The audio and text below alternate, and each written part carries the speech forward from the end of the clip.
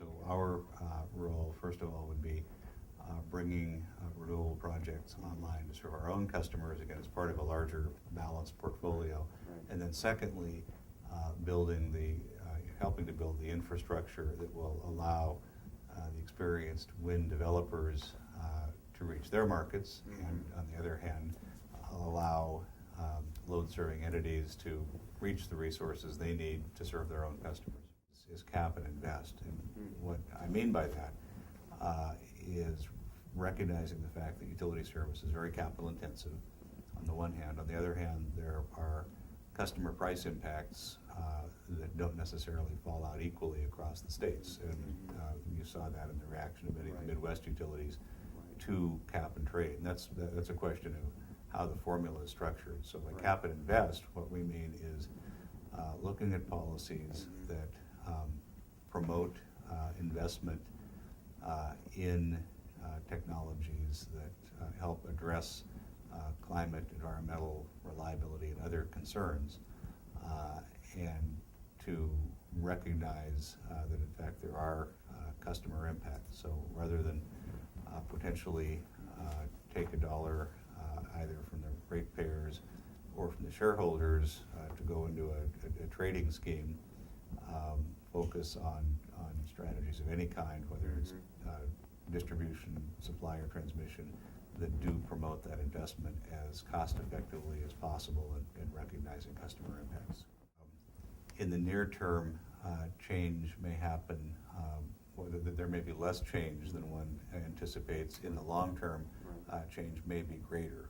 I'm a fan of incremental approaches, so we can first of all manage the impact to customers, and secondly, learn both from successes and failures and take advantage of the fact that technology, market experience does evolve. So what I would hope to see very much over a period of 10 to 15 years is a real focusing, first of all, on the bread and butter distribution infrastructure, and that's things as simple but critical as poles and substation work, things like that on the electric side.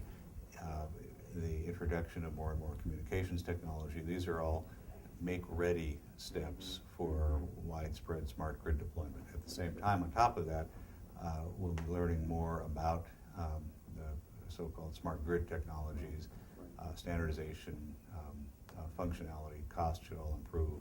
On the supply side, again, utilities are focusing very heavily on energy efficiency as a cost-effective resource. It's very important for states in particular to put in place policies to really make energy efficiency a viable resource for customers, but also to make it a sensible business for utilities that are, after all, in the business of selling energy to be in.